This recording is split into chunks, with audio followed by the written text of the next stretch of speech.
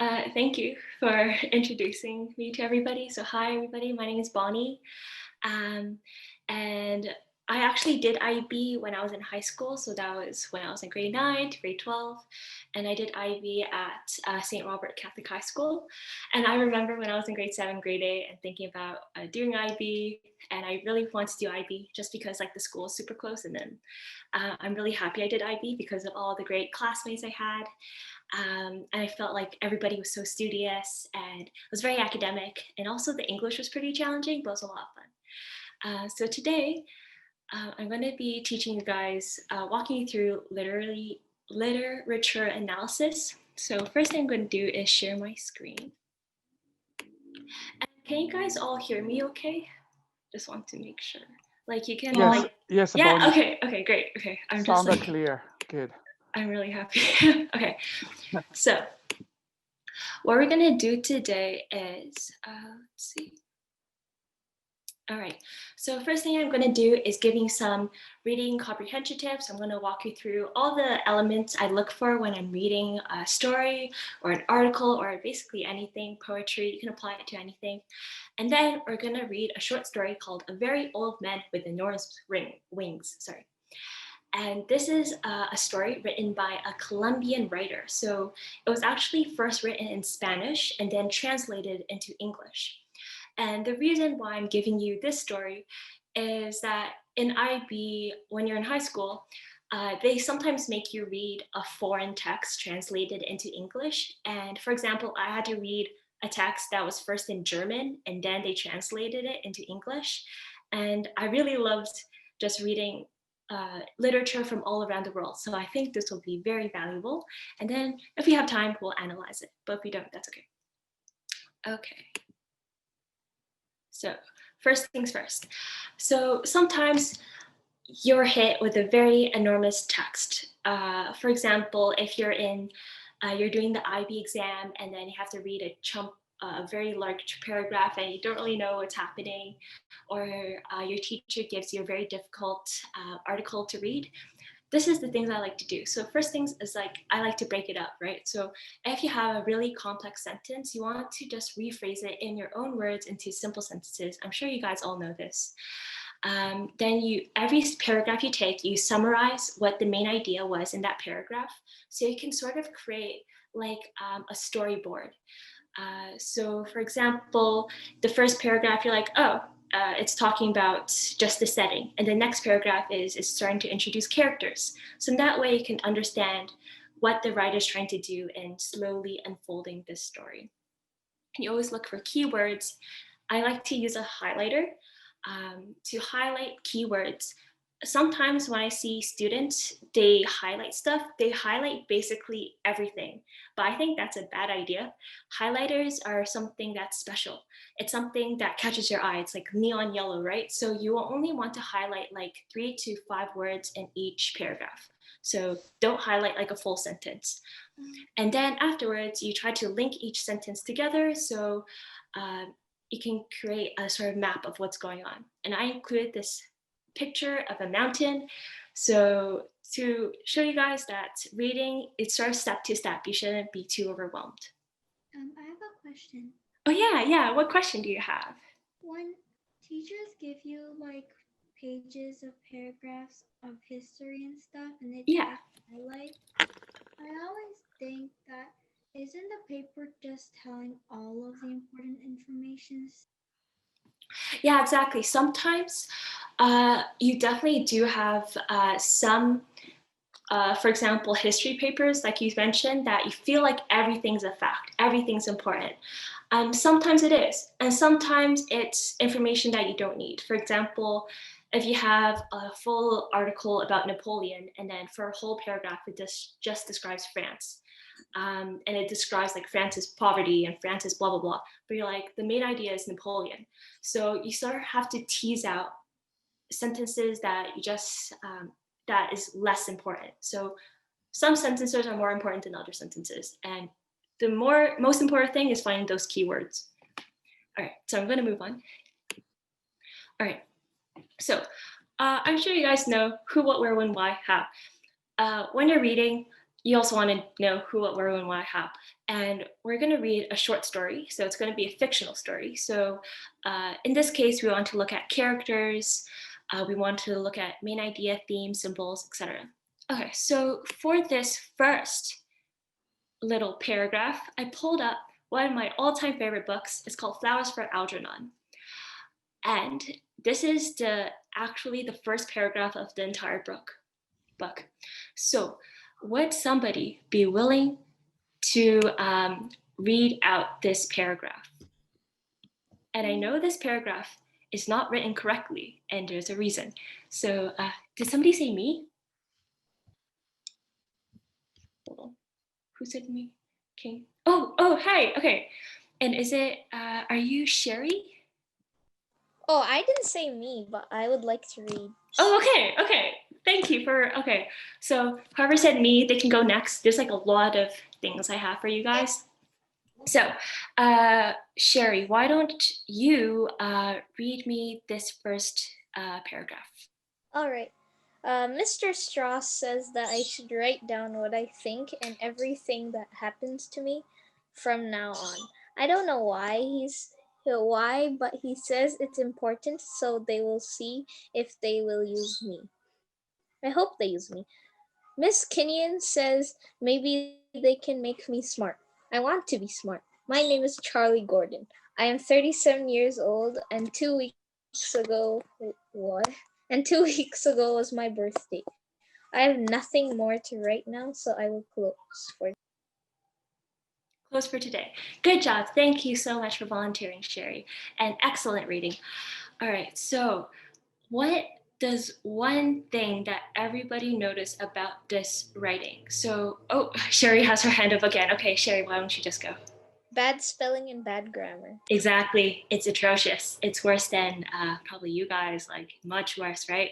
For example, it has progress report and they spelled progress completely wrong. Hold on, I can annotate. Let's see if I can do that. Oh, just give me a second. Let me see if I can. Okay, yeah. So for example, it should be like should and right and progress report. Yeah. So there's so many spelling errors.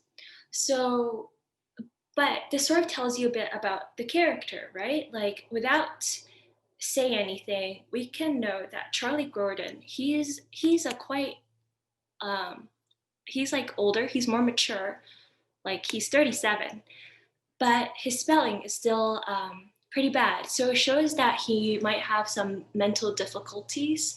His sentence variety, it's like, his sentences aren't very complex. He uses very simple words. And you know that it's, you can grasp so many things about this. First, you know, there's 3 characters so far. There's Mr. Strauss, there's Miss Kenyon, and then there's Charlie. And one thing you know is that Mr. Strauss, he's demanding something of Charlie. He wants Charlie to write a journal. And you're like, but why? So that introduces that Mr. Strauss, he's someone in power. So you can start making inferences. Miss Kenyon, she's like, oh, maybe they can help maybe they can make you smart. So it seems like Miss Kenyon is not associated with Mr. Strauss. She's using Mrs. Strauss, he's like, they. So it seems like Miss Kenyon is another character who's like different. And then there's finally Charlie Gordon. He seems to be like a test subject almost. So just from one paragraph and from really bad grammar and spelling, you can tell so much about a character. Does anybody have any questions so far? Okay, guess not. So I'll just continue. All right, so the next thing, I'm going to clear all the drawings. Next thing we look for is what the main idea is. As I said before, main idea is super important. Another thing is motif and theme. So does anybody know what motif and theme means? And if you do, you can put it in the chat. Oh, Sherry does. Okay, so since I chose Sherry already, let's see if somebody else knows it. Just so I can let everybody have a turn. Is that okay, Sherry? Okay, sounds good. Thank you, Sherry. Oh, okay, I see another hand. Let's see, let me just see your name. Sorry, it doesn't pop up automatically. Okay, so I just see the boy in the glasses. Hi, my name is Nathan. Hi, Nathan. Thank you for volunteering. And can you tell me, what do you think motif and theme means? I'm not quite sure, but I'm That's okay. going to make a guess. Good job. Yeah, I like guesses. It's okay if you get it wrong. I believe a motif is like a symbol or something in the story that happens over and over again. Yeah, okay. Why don't you just like tell me everything you know, and then I'll continue. I forgot where I learned it, but I remember like an example my teacher used was like the red balloon in It. And whenever you see it, you know that either Pennywise is watching you or he's gonna do something. Yeah, very good.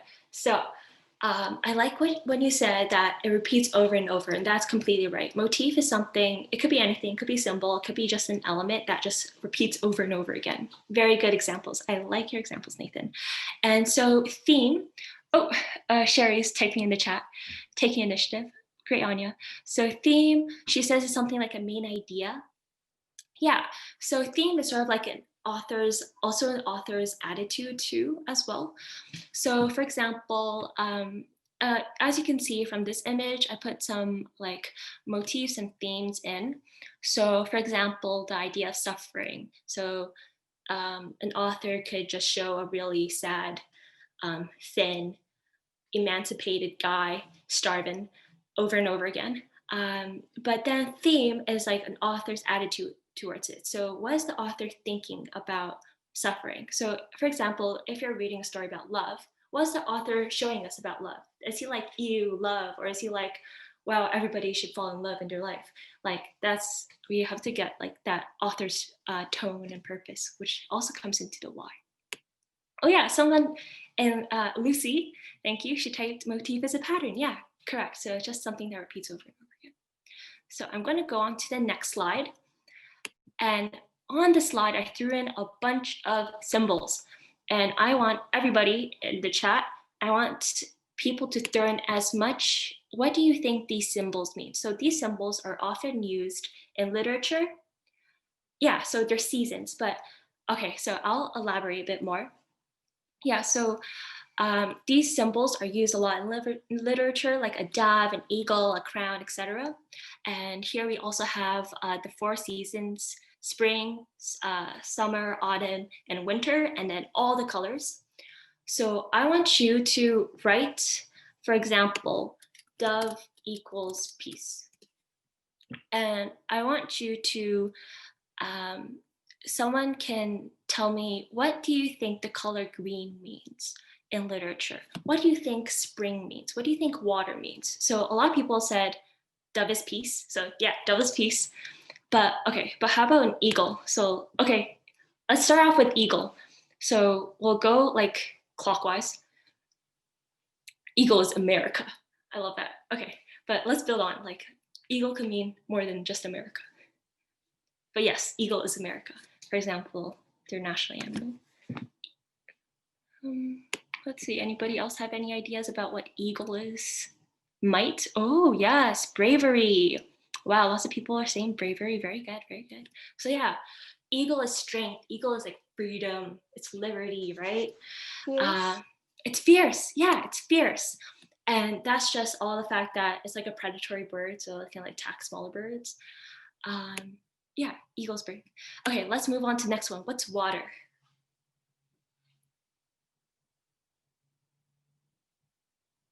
Water is pure. Yes, water is life. Water is simple. Yeah, water is life. Everybody needs water.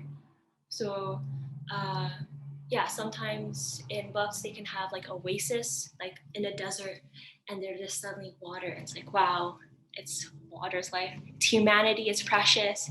Good job. One thing I'm actually looking for is that water is actually birth.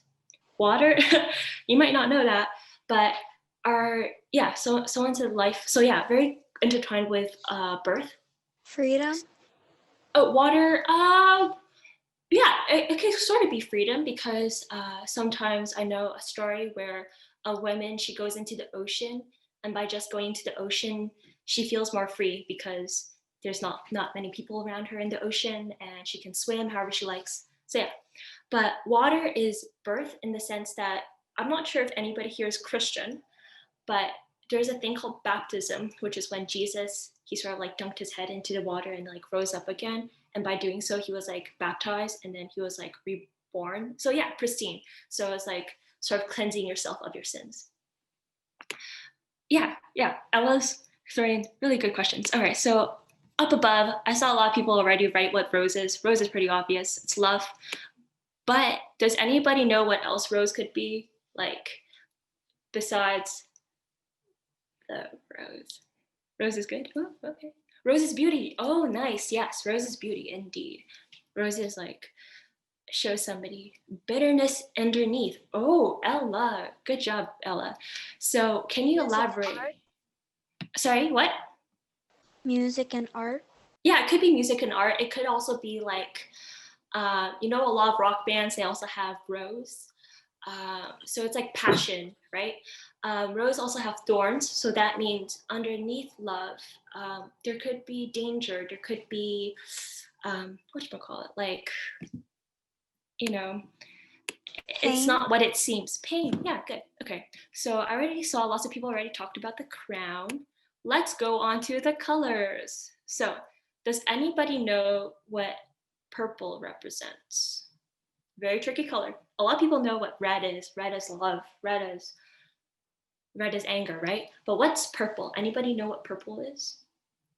So if somebody is dressed in purple, what does that mean? Blue is sadness. Purple equals devil. Ooh, okay. It can be elegance, authority, and dignity. Yeah, okay. Those are really good. Yeah, purple is a royal color. So, for example, if you see paintings of Jesus, sometimes he has a purple sash. So it sort of shows he's like nobility, he's king. And people already typed what green was. Green is envy. Green is also money. Green is greed. Red, yeah. So everybody's doing well. Okay, so let's move on to finally the seasons. Okay, so can anybody tell me what does winter mean to you? Like, what would winter be? Winter is harsh. Ooh, yes. Winter is harsh. Winter is cold. Death, depression, Yeah, loneliness. very good. Yeah. Whoever said that, not sure who, but very great. I love all the words that you guys are using. So I'll tell you a story. It's called Ethan Frome. And Ethan Frome, it was set in winter, is one of the books I had to read in IB. And I'll recap it for you. What happened was Ethan Frome, he had a wife and his wife was depressed. And so the wife brought over her cousin who was dressed in red, who had a red scarf. And that showed like the cousin, she's super passionate. She's like, red, you don't often see red in winter, right? So red is a pop of color. And then Ethan Frome fell in love with his wife's cousin, and then they tried to kill themselves. But in the end, that wasn't successful. And in the end, it's still winter, and it just shows what themes were there. There's death, sadness, loneliness, right? So just by knowing the season, we sort of know what Ethan Frome's about. All right, how about, let's say spring. Now, this will be the last one. I think we spent a good chunk of time on this. Anybody have any ideas of spring? Ooh, winter is hibernation. Very good. Spring's rebirth. Yes, growth. Indeed. The beginning. Great. I think spring is like the symbol of love, joy, and spirit. Ooh, okay. I think for like in terms of like love and like someone typed like spring is like new, it's growth, it's beginning. So it could be the beginning of love and joy, but it's mostly like summer, which is like super sunny when that's when like the height of joy and happiness is. Lightheartedness. Yes, it could be lighthearted. Okay. So it looks like everybody is very familiar with symbols now. Everybody did a great job. I'm very proud of all of you. Let's move on.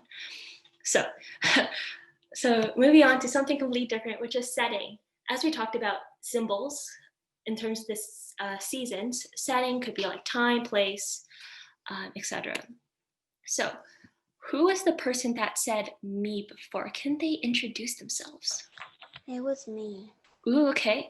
Can you tell everybody your name? And I'm going to ask you to read this poem by Maya Angelou. It's called Harlem's Hopscotch. My name is Tessa. Hi, Tessa. And can you read me this poem, please? Just read it out loud, all of it, please. Okay. 1 foot down, then hop, it's hot. Good things for the ones that's got. Another jump, now to the left, everybody for himself. In the air now, both feet down, since you black don't stick around. Food is gone, the rent is due, curse and cry, and then jump too. All the people out of work, hold for 3, then twist and jerk. Cross the lines, they count you out. That's what hopping's all about. Mhm. Both feet flat, the game is done. They think I lost, I think I won. Oh, okay, I spoiled it. Great job, Tessa. Great reading. So, first thing we do with poems is we like to actually first get the rhyme. So let's see all the rhyming words. So if you're able to, maybe you can join me in like underlining, the rhyming words.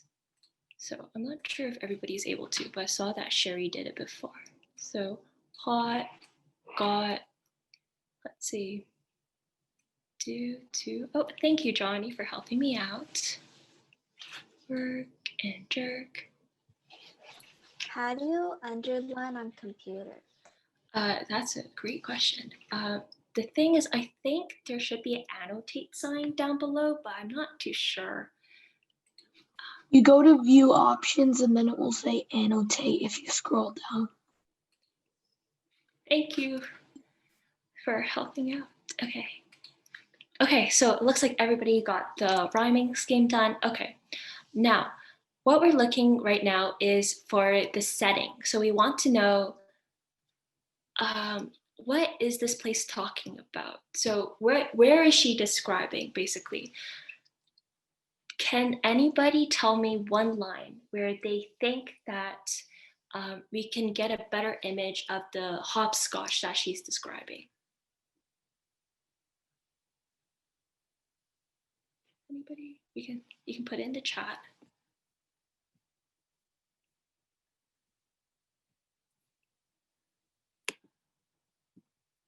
All right, I'm gonna wait like 2 more seconds, just in case somebody's typing a sentence.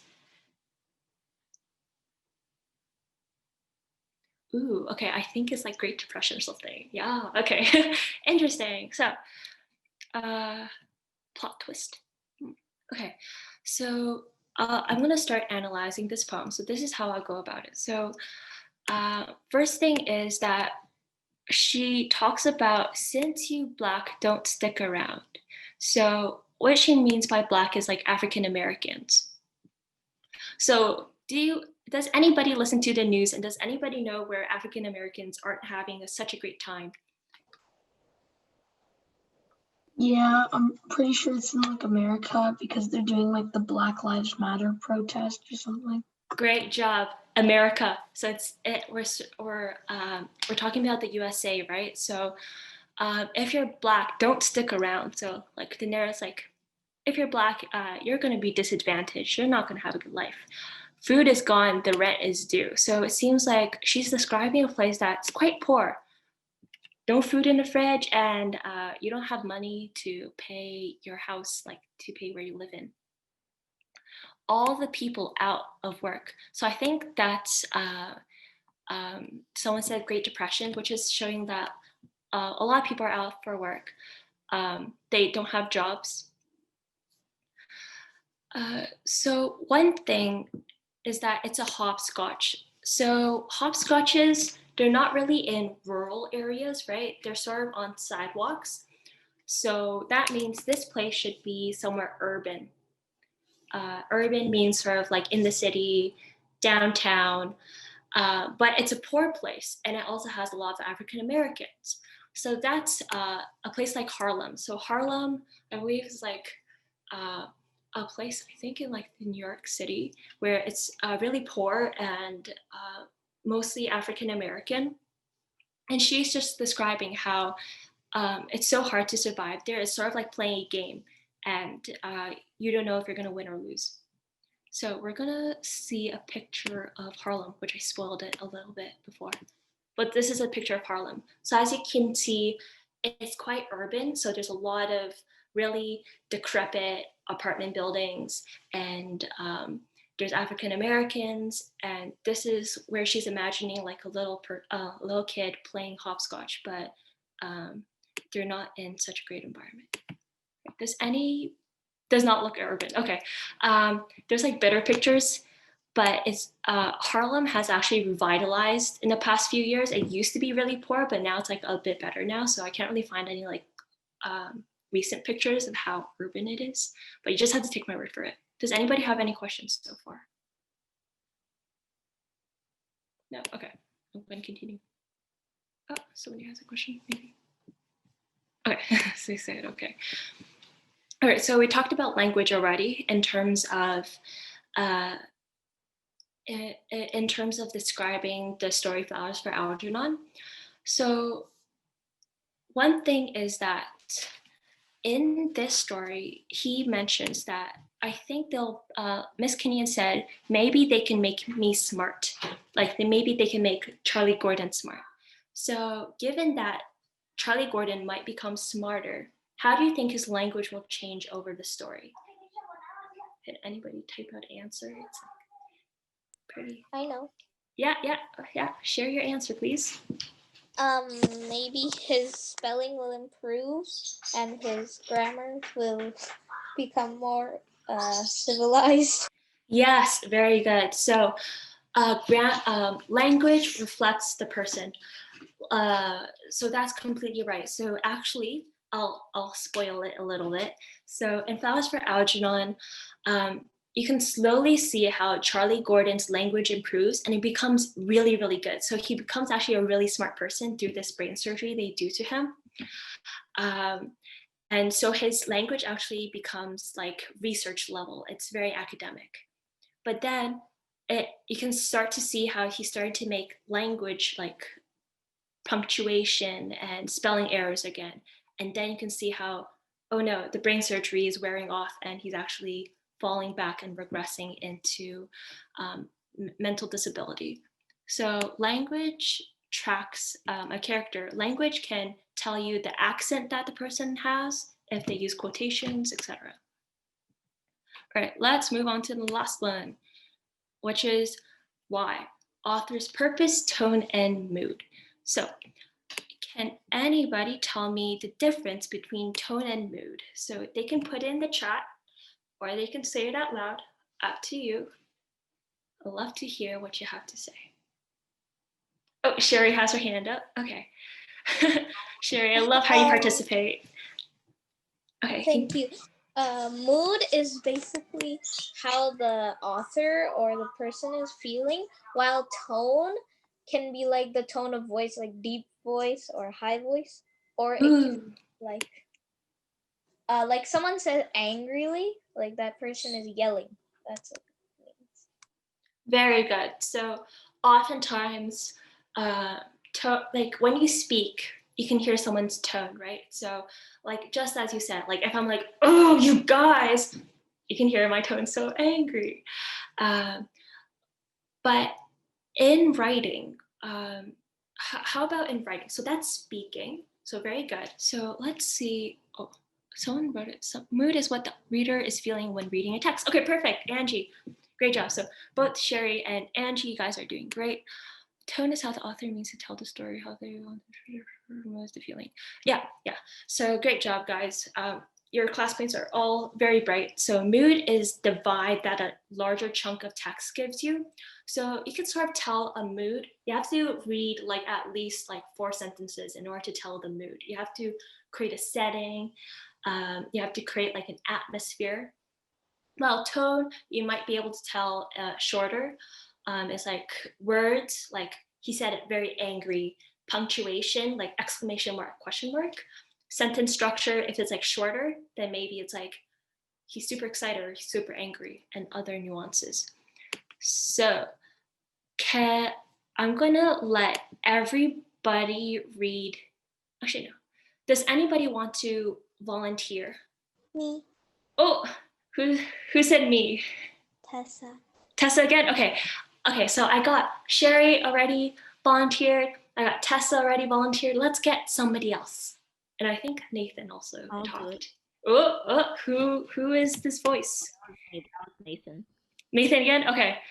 So Nathan, you guys are superstars, but let's get somebody else. So beside Tessa, Nathan, Sherry, anybody? I'll read. Oh, okay. And can you introduce yourself and you can read this paragraph, please? My name is Isabella. Wuthering Heights is the name of Mr. Heathcliff's dwelling, Wuthering being a significant provincial adjective descriptive of the atmospheric tumult to which its station is exposed in a stormy weather. Pure, bracing ventilation they must have up there at all times. Indeed, one may guess the power of the north wind blowing over the edge by the excessive slant of a few stunted firs at the end of the house, and by a range of gaunt thorns all stretching their limbs one way as if craving alms of the sun. Happily, the architect had foresight to build it strong. The narrow windows are deeply set in the wall, and the corners defended with large jutting stones. Okay, great job, Isabella. Thank you so much for volunteering. All right, so everybody listening, can you put what you think the mood is in the chat, please? So what do you feel like? How do you feel after reading this text? You don't have to understand all the words. It's supposed to just give you an atmosphere. So do you think it's a cheerful atmosphere? Is it like a sad atmosphere? Can I say it? Oh, can you say it? Yes, you can say it if you want. Because I can't write in the chat for some reason. Okay. So why don't you go ahead? The mood to me kind of feels like calm in how they think and feel about themselves. Ooh, very interesting. Okay, thank you so much for sharing. So I'm going to let a couple more people. I don't see that everybody has typed in the chat what they felt the mood was. And it's okay if what you got in terms of mood is different from your classmates. That's okay. It's like based on what you feel the text felt like for you.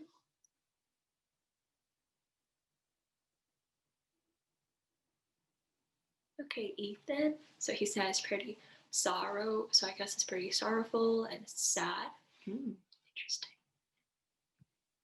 Okay, I'm gonna wait for at least 2 more people to participate.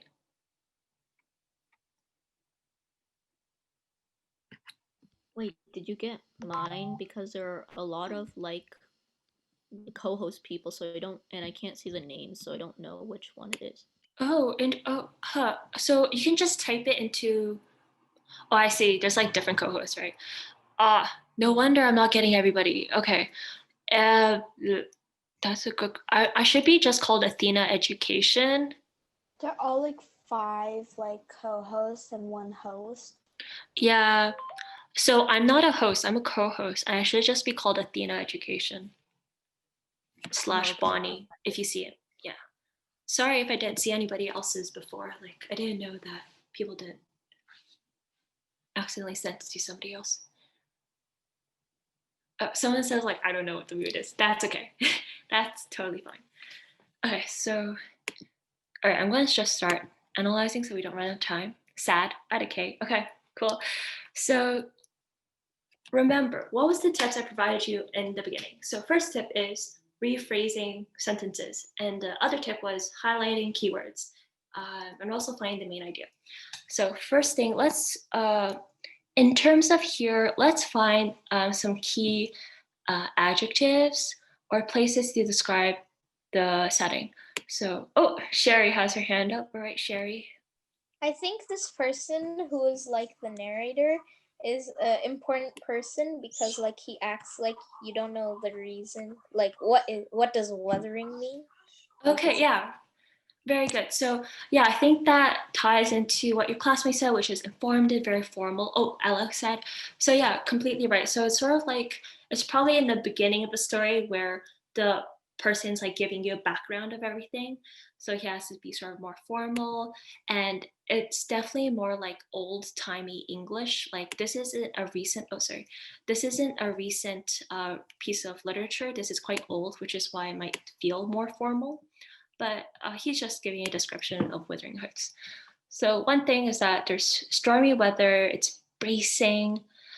There's like gaunt thorns, which are sharp, large jutting stones. Whoa, it's like jutting stones. That's like dangerous. Can anybody else highlight stuff? Wind blowing. Wow. And wow, they're thorns. So this is sort of like a personification, right? So the thorns are stretching their limbs. So thorns are really short, right? But it's stretching just so it can get a little bit of the sun. So it's showing that it's quite a dark place if it's like stretching in order to like just feel a tiny bit of tiny craving the arms of the sun. Yeah, Sherry, you have another question? Yes, I have a question. What does foresight mean? Let me see. The architect had foresight. Hold on. Let me just find the exact place. It's the third last sentence. Oh, thank you. Oh, okay. So he sort of knew in advance. If you have foresight, you're like, you have knowledge in advance. So the architect knew already that whatever he had to build had to be strong because it was so windy. So basically, the mood is actually quite windswept. It's quite dark. It's quite creepy. It's quite out of control. That's how you're supposed to get a feel of Wuthering Heights. Okay. Right, but everybody did very good. Okay, so a couple more background tips. I don't think we can even get to the short story, but that's okay. We can save it for another time. So when you're reading, always use your background knowledge. For example, with Sherry, she asked, like, what's foresight? And that's a very good question. So you can say there's fore and there's sight, right? And like sight is like seeing. Like before? Yeah, very good. So yeah, so sometimes if you don't know anything, you can just use your inferring skills, background knowledge, and you have to visualize what you're seeing. So for example, I drew the jutting stones, which if you draw what you see, it helps you understand. And if it's too complex, try to explain it. If you have a little sister or a little brother, try to explain the story to your little sister and brother, and then it'll help you understand the story. Yeah, you can brainstorm questions, and you can reword your teacher's questions if your teacher asks you some questions. I feel like somebody. Oh, so yeah. Sorry to cut you out. Sorry, somebody is asking a question. Can you repeat that? What is a jutting stone? Yeah, jutting stone is sort of like. Oh, it's sort of like it's poking out in a very, very sharp way that if you fall on it, you'll definitely like hurt yourself really bad. So, for example, sharks have jutting teeth. It's sort of like it pokes out like, I'm using like the action. Does that sort of make sense? Yes, thank you. Okay, very good. So just the fact that it's jutting. So oftentimes when you have to read, you also have to try to find like which words are the author using. So for example, they could have used a word like spiky. And something about the word spiky is that it has cacophony, meaning it has a hard K sound. And the more sounds you have in a story, the more like chaotic it could feel, the more creepy it feels, sort of. But the more S sounds, like, oh, it's the sparrows, I don't know, sailing through the sea. That's a lot of S sounds, so that's more calm or soft. Okay, hope that makes sense. But yeah, those are figurative language. If you're gonna take the grade 7 to grade 8 class in January to April, I'm gonna go over them. So it's okay if you don't know that. All right, so finally, we get to very old men with enormous wings. I don't think we even have time to go through the whole story because it's already 6:49. But we can probably just read the first page and then. Who wants to read? Me. And sorry, the name just doesn't pop up like when someone says something, so you always have to reintroduce yourself. Oh, it's Tessa again. It's Tessa again? Okay. Does Sherry wants to read as well? Okay. Okay, since Sherry and Tessa, you guys are like awesome. You guys always want to participate. I'm really happy you guys do, but let's see if anybody else wants to. I'm interested to see, for example, who is the. Oh, that hurts. Oh yeah, that's a new voice. I like new voices. Okay, can you introduce yourself? Hi, my name's Johnny. Hi, Johnny. Yeah. Very good. Thank you for volunteering. So, okay, so, hold on. I spoiled it again. Spoiler. So, very old man with enormous wings. Johnny, can you tell me what comes to your mind when you think of a very old man with enormous wings? Probably like a guy with giant wings on his back who looks very old. Right. And can you describe to me like more about this old man? Do you think he's a wise man? Do you think he's like a diseased man? Can you describe it a bit more? He probably looks very old because it says he is very old, so he might have like white hair and like wrinkles on his face. Very good. Very good. Someone said a very fat, ugly angel. Oh, okay. I think it's also because I spoiled it from the next slide. Probably wise and super creepy from the outside, but is really not. Okay, I like it. All right, and Johnny, can you tell me why do you think if you were to describe a very fat, ugly angel, how would you? What adjective? Ugly angel. He to me, he would have like 10 inches of belly fat. Literally see the belly popping out, and he would be eating a bowl of ice cream. Very good, very funny. And then he would have like wings and a halo on his head. Okay, so he still has his halo. Yeah, but he's just really fat. Okay. Yeah, does anybody else have any ideas? Nathan. I feel like. Oh, okay. I feel like there's a lot of people talking, so why don't everybody like throw in your suggestions into the chat so I can just see everybody, so we're not speaking over each other. Oh, mine is very long, so. Yours okay. Oh yeah, sure. Okay. I can't type. Oh, you can't type? Okay. Okay. So after someone shares first, then you can go after. Okay. So who said it was a very long description? Okay, Nathan, why don't you tell me? So there's a show called Doctor Who. I don't know if you know it. Mm-hmm. And there's a very like creepy set of episodes where like stone angels try to kill them. Okay, yeah, I know stone angels. So is it like the red light, green light stone angels? Like yeah. Okay, gotcha. Yeah. So look old. So they're just creepy, right? Like you're just saying. That's what this reminded me of. Very good. All right. And who is somebody else who wanted to share? Me. Okay. And is this Tessa? Yes. Okay, great. I know you by voice now. Can you tell me, what do you think a very old man with enormous wings looks like?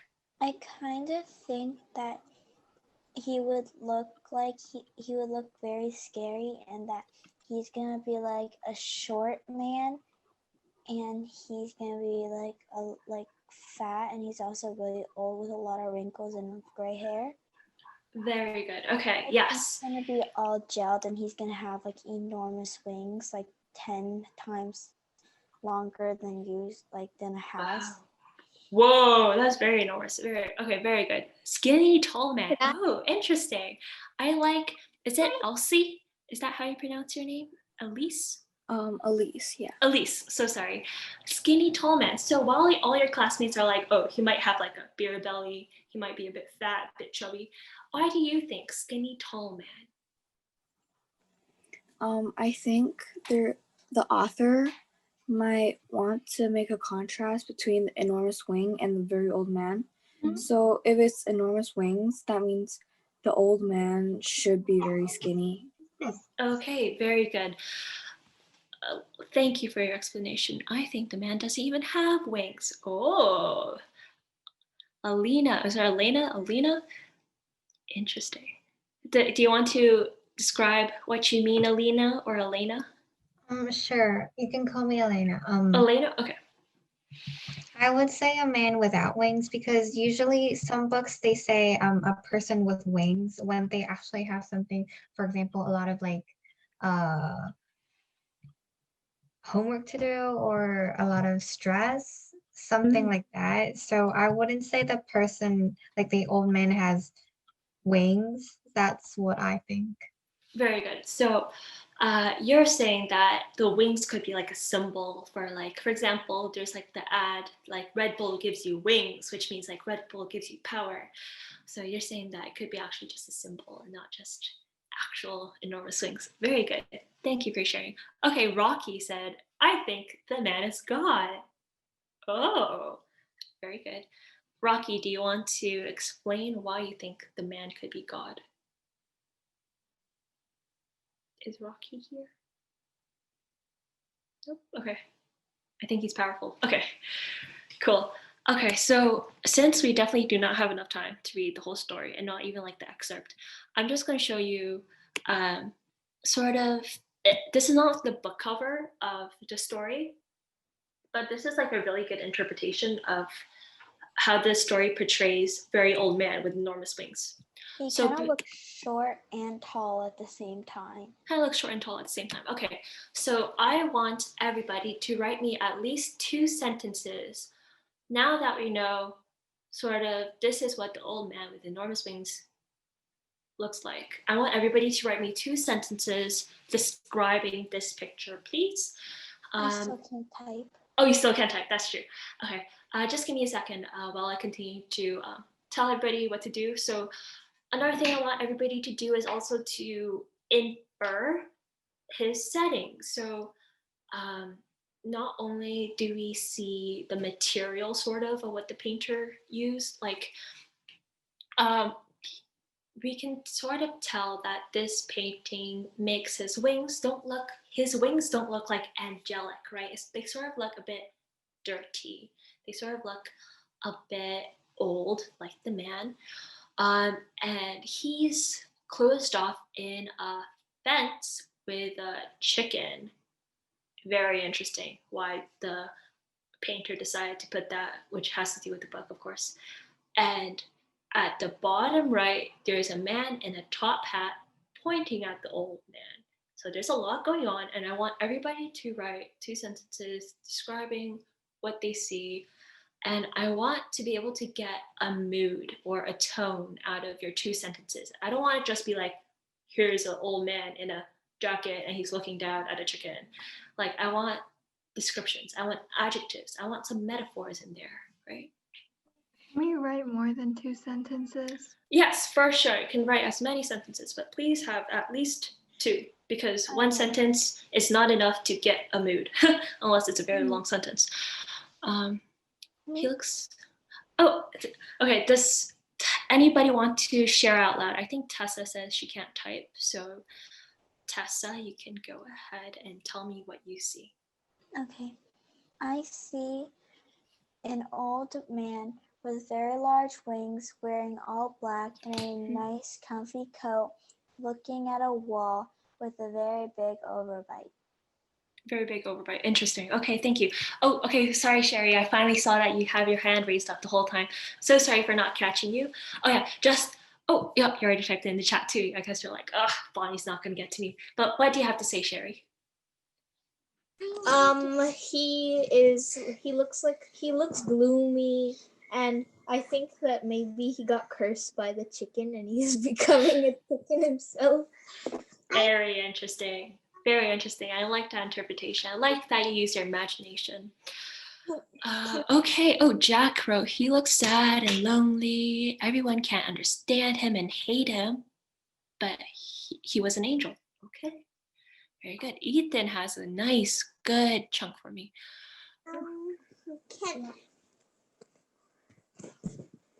Can I say how I imagine him?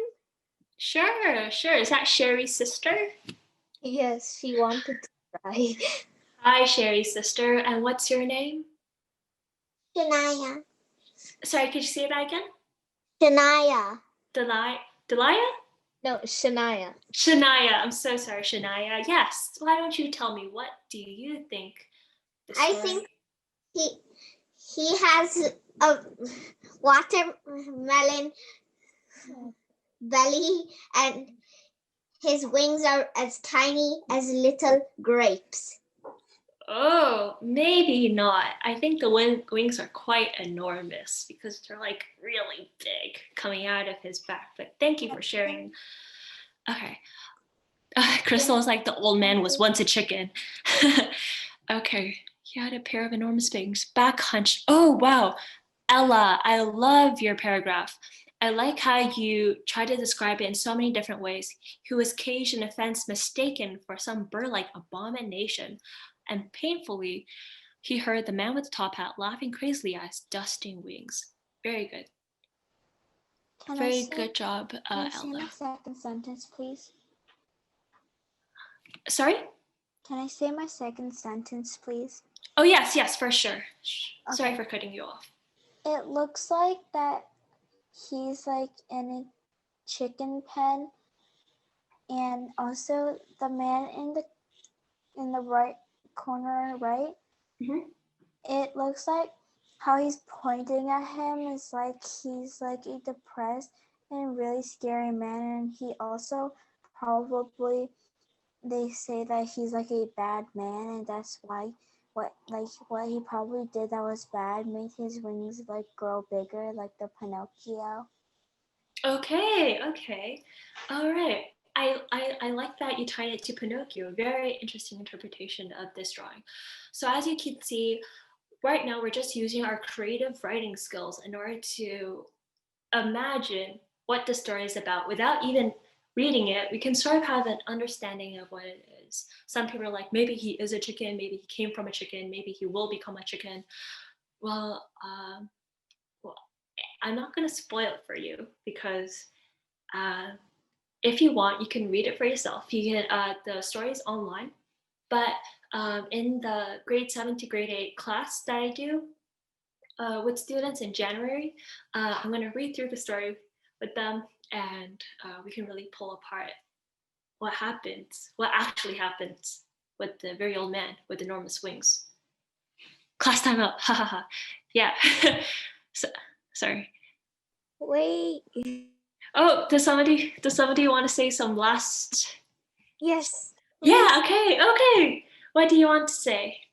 Maybe he doesn't have the wings, but maybe he's a really bad person. Oh, so are you saying that like he's like some type of prisoner? And Maybe that little evil wizard, and maybe he has like a burden, and that's his wings, basically. okay, yeah. So very good. So some people are like, oh, he could be like a very bad person, and his punishment is to wear wings and be locked up with chickens. Very good. All right. Can I say something? Yes, you can say something. So actually, on the contrary to like what I previously wrote, maybe the man was sent from somewhere, and like the wings actually can't be seen from the outside, but they're just part of his real identity. And then he like watches other people, I don't know, like judge him by how he looks, I guess. Like maybe how sad he looks. Maybe he's lonely and everyone's like comparing him to different things. And maybe he's observing them. I don't know. He probably came from Hogwarts. Very good. Oh my God. All your responses are so creative. I love them and they're very good. And I liked how that was a very interesting story idea, being like, nobody can really see his wings, but he knows he has wings and he might be sent from heaven. But all the people are just judging him based on how he looks. So maybe he came from a different planet with chickens and he's talking to them now. Okay, so he's like a chicken aficionado, and then okay, so very good, very good. All right. Okay, I like Brian's paragraph. Very good. So Brian says that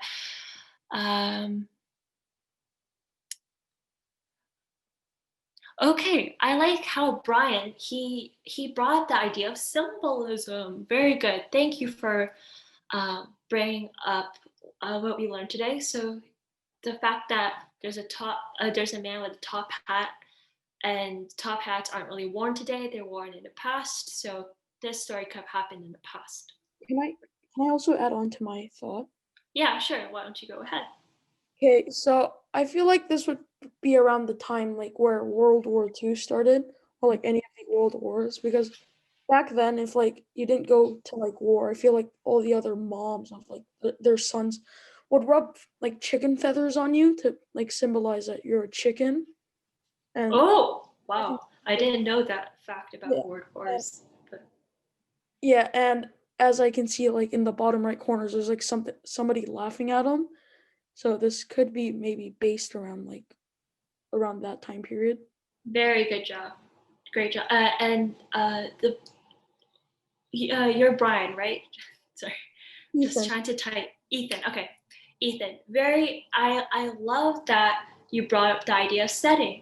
So some people, they brought up just the idea of the chicken pen, but you brought up the idea of time, which is it happened during world wars, and you're taking some like social context and your background knowledge into interpreting this painting. Very good job. All right, so as Rocky, semicolon, D, happy face said, time has passed. So I think we have run out of time. But besides analyzing this picture, analyzing every single aspect of this picture, does anybody have any questions just in general? Wait, I just wanted to say that since we're talking about literature, yes. I just wanted to say I won the bookmark contest. You won a bookmark contest? Very, very cool. Was it for like reading as many books as you could, or was it just like... You're supposed to design a bookmark. Design a bookmark. Oh, so I guess that means you're very artsy. Yes, Rocky, happy face. Yes, yeah, I know that semicolon D is a happy face. Very good. I like that you have a semicolon D. So yeah, very nice that you're artsy. Like I also appreciate art. I did not paint these, but my friend gave it to me, so let's put it up. Yeah.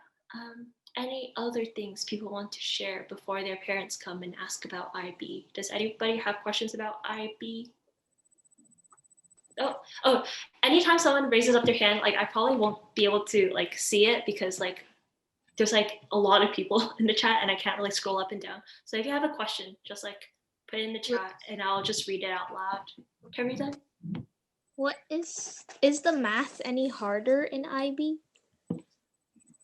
Like, okay, is the math any harder? It's like high school math. Like, well, there's a thing called like standard level, and there's a higher level math, and that math is like university level math. But you can just take a high school level math in IB. I took the high school level IB math, and yeah, I think it was okay. It was doable. It was like I think all of you guys are all bright. You guys are all very smart. Since you guys had such great responses, so I'm not too worried about you guys, to be honest, in terms of like, unless you're doing really poorly in math, then I don't think you should be too worried. What are the sorry. Okay, so Rocky asked me, is Chinese art in my background? Indeed, that's Chinese art. Okay, and someone else asked me, what do you have to do to get into IB? Is English hard in IB? Great questions. So to get into IB, I only know about St. Robert's because that's the high school I went to and that's the IB I took. So in grade 8, I had to like write a little spiel for them about myself. And then I had to get my teacher's reference letter. And then I had to take a standardized test, but it wasn't too hard in my opinion. I was like, it's grade 8 level. And then they tell you whether you got in, and then they send you a big mail package. But for my high school IB, they don't really start until like grade 11. Yeah, but and is English hard? Is English hard in IB? To be honest, English is a little bit difficult in IB, and I feel like because I'm not sure if you guys are reading Shakespeare right now. So maybe you guys are, but reading Shakespeare and analyzing Shakespeare are like two sort of different worlds. So it can be very difficult because you have to think originally, you have to think critically, and you have to write a lot in IB. Is the IB workload stressful? In my opinion, it sort of is. It's doable. You can do it, but it is very stressful if you want like a very good mark. Because IB demands a lot from you. They demand a lot of essays from you.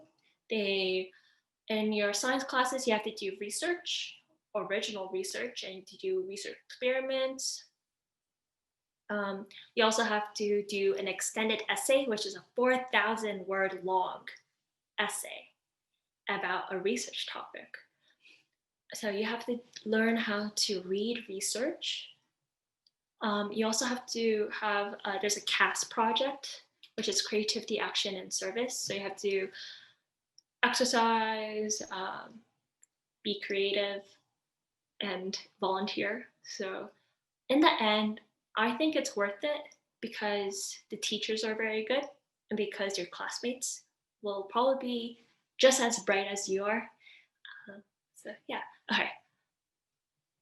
Is English part of the IB test? Learning much more towards vocabulary, grammar, elaborate literature, as in more like analysis, reading comprehension, identifying theme. Okay, so someone asked, is English IB more towards like vocabulary, grammar, or is it towards analysis and reading comprehension, identifying theme? I think it's more towards reading comprehension, analysis, and identifying theme.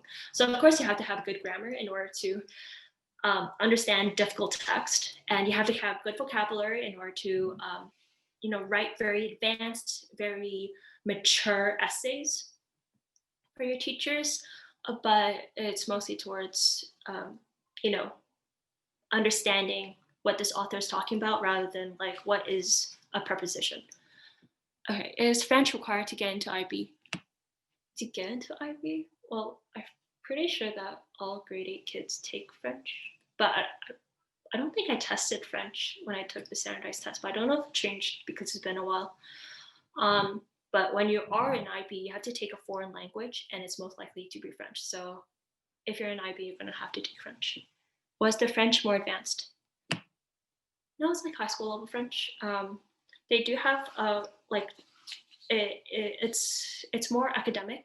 There's a lot more requirements for you to do if you're taking IB French. For example, you have to speak a lot of French, present a lot of French, write a lot of French, read a lot of French. But I don't know because I haven't taken like regular high school. I've only taken IB, so I can't really compare in that sense. I only know the IB life. Okay, are phones allowed in class in IB? Probably not. No, I don't think so. No. Is IB very hard? I'm bad at English, science, history, and French. Ooh.